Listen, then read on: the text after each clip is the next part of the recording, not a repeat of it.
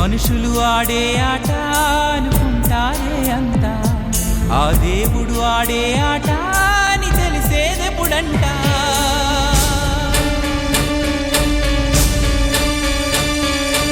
అయ్యో ఈ ఆటకి అంతే లేదుగా, అయినా లోకానికి అలుపే రాదుగా.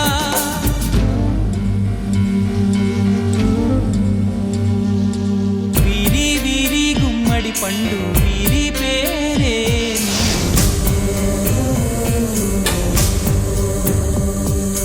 తాగుడు మూతల దండా కోరు వీరి పేరే.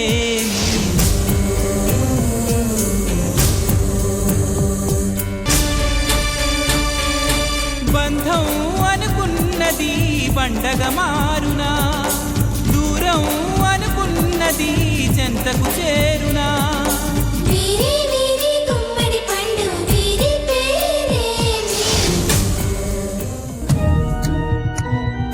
కళ్యాణ మండపానికి కూడా వచ్చేసాం. ఇంక నీ మెళ్ళ 3 ముళ్ళు పడ్డమే ఆలస్యం. ఆ ముహూర్తానికి కూడా ఎంత సమయం లేదు. శాశ్వతంగా వంశీ ప్రేమ నుంచి నువ్వు విడిపోతున్నావు.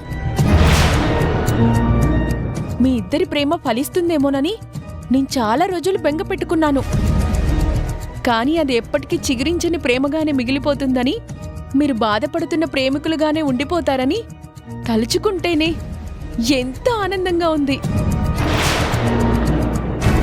ఈ శుభగడియ కోసమే నేను ఎప్పటినుంచో ఎదురు చూస్తున్నాను. ప్రియుణ్ణి కళ్ళ ముందే పెట్టుకొని ఇంకొకరితో తాళి కట్టించుకుంటున్నావు. నిన్ను మనసారా ప్రేమించిన వంశీ ఇక నీ ముందు ఎదురుపడ్డానికి కూడా రాడు. ఎప్పటికీ నీకు కనబడ్డు.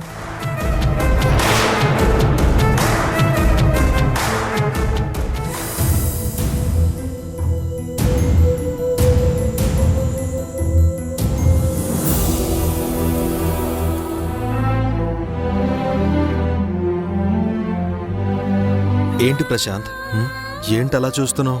కళ్యాణ్, పెళ్లి చేసుకునే అమ్మాయి ఇంకొకరిని ప్రేమించింది అని తెలిసాక ఏ అబ్బాయి కూడా ఆ అమ్మాయిని పెళ్లి చేసుకోవడానికి మనస్ఫూర్తిగా ఒప్పుకోడు. కానీ నువ్వు వర్ష గురించి అన్నీ తెలిసి వంశీ మీ ఇంట్లోనే ఉంటున్నాడన్నా కూడా నువ్వు ఈ పెళ్లి చేసుకోవడానికి సిద్ధపడ్డావంటే నిన్నెలా అర్థం చేసుకోవాలో నాకైతే అర్థం కావడం లేదు. ఇందులో అర్థం కాకపోవడానికి ఏముందిరా? వాళ్ళు నిజాలు దాచారు కదా, మనమెందుకు బయటపడ్డాం?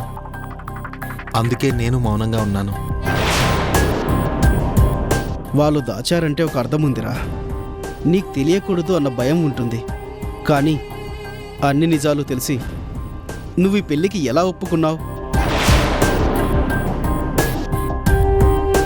వర్షాని వంశీ ఎంతలా ప్రేమించాడో మనకెవరూ చెప్పక్కర్లేదు. వంశీ పిచ్చివాడైపోయాడు. తనని నువ్వే రక్షించావు, మళ్ళీ మామూలు మనిషిని చేశావు. మళ్ళీ ఎప్పటికైనా వర్ష మనసు మారిందనుకో, అప్పుడు నీ పరిస్థితి ఏంటో అర్థమవుతుందా? ప్రశాంత్, నేనిప్పుడు ఎవరి గురించి కూడా ఆలోచించట్లేదు. కేవలం నా కూతురు గురించి మాత్రమే ఆలోచిస్తున్నాను. ప్రియాకి తల్లి కావాలి. ప్రియాకి వర్ష అంటే ఎంత ఇష్టం. తన దూరం అయితే నా కూతురు తట్టుకోలేదు. ఇన్ని రోజులు సీతగా పేరు మార్చుకొని ఒక నాటకంతో నా దగ్గరుంది. తనకు ఎవరూ లేరని అందరినీ నమ్మించింది. కానీ ప్రియ విషయంలో మాత్రం తను నిజమైన ప్రేమనే చూపించింది. అందుకే ప్రియాకి అమ్మని తీసుకురావడానికి నేను ఈ పెళ్లికి ఒప్పుకున్నాను. వర్ష మీద అభిమానంతోనూ వర్ష మీద ఇష్టం పెరుగు ఈ పెళ్లి చేసుకోవడం లేదు. కేవలం నా కూతురికి తల్లిగా మాత్రమే ఉంటుంది. ఇది నా స్వార్థమే కావచ్చు. ఎవరి స్వార్థం వాళ్ళు చూసుకున్నప్పుడు నేను స్వార్థంగా ఉండడంలో తప్పే ఉంది. అందుకే ఈ పెళ్లిని ఎవరూ ఆపలేరు. ఇది జరిగి తీరుతుంది. నువ్వేనా ఇలా ఆలోచిస్తున్నది? ఎంతో మంచిగా ఉండే నువ్వు ఇంత మూర్ఖంగా ఆలోచిస్తున్నావంటే నేను నమ్మలేకపోతున్నాను.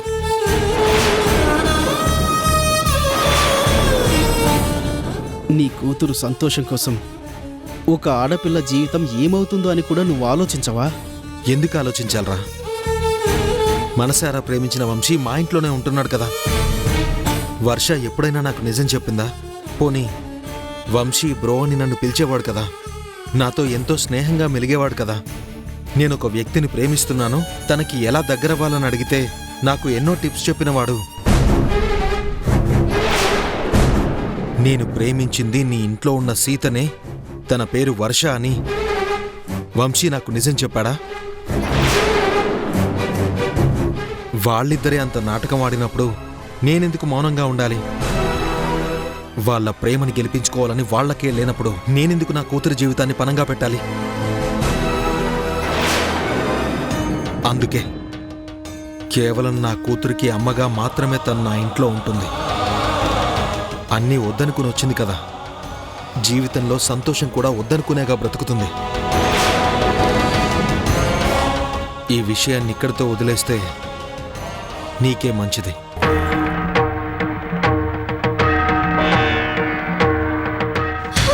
తలుపు తీయండి రా, దయచేసి తలుపు తీయండి, నన్ను వెళ్ళనివ్వండి. అక్కడ నా చెల్లి పెళ్లి జరగకూడదు. ఆ పెళ్లి నేను ఎలాగైనా ఆపాలి. మీకు దండం పెడతాను, ఈ తలుపులు ఓపెన్ చేయండి రా.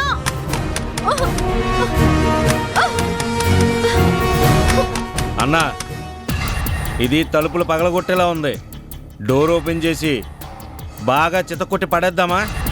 స్పృహ తప్పి పడిపోతుంది. ఏమనొద్దని బాలరాజన్న చెప్పాడు కదా, తలుపులు కొట్టని. చేతులు నొప్పెడితే అదే నోరు మూసుకొని ఊరుకుంటుంది.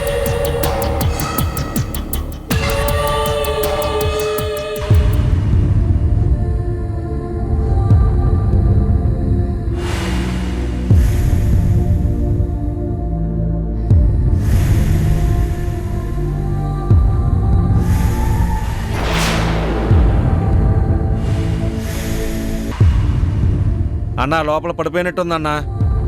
సర్లేరా, పడితే పడుంటుందిలే. మనం పేకాట ఆడదాం. నువ్వు ముక్కలై